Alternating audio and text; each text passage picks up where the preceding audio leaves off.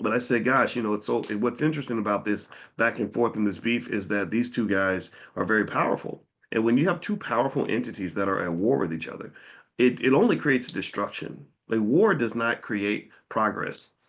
There's never been a society or a continent or a community anywhere that has thrived in the middle of war. If you see pictures of Europe during World War II, has anybody ever seen what Europe looked like in World War II?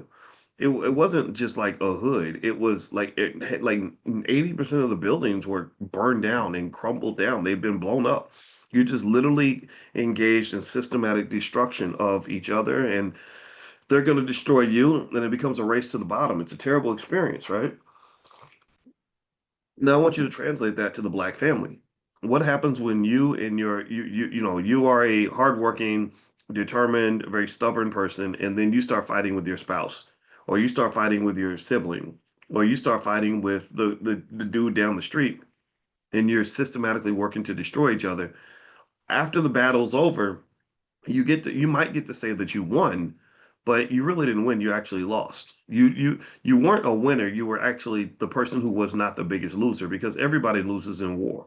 Everybody takes blows and hits.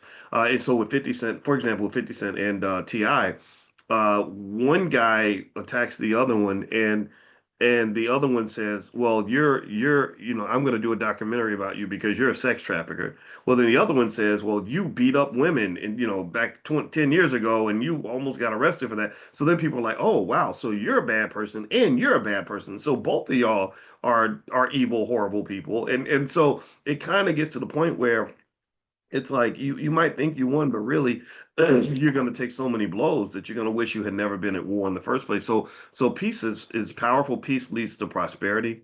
Peace is a wonderful thing. Imagine if those two guys got together and said, "Let's figure this out." Because instead of like if I'm a six and you're a three, and we go to war, then you're going to throw your whole three to take out my six. So by the time it's done, I won't be a six anymore. I'll be a three, but you'll be a zero. And I'll say, I won because I'm a three and you're a zero. When really, instead of thinking that way, you should say, well, wait a minute, six plus three is actually nine. So if we find a way around this, if we find some common ground, then we can both be a nine and elevate. And so really, if you want to understand one of the mechanisms through which black wealth gets destroyed on a systematic level, I want you to look at a family that's fighting. Look at a scenario where you had two people that were either best friends or close siblings or whatever, and they start fighting and they start trying to harm each other, and first there's the disconnection.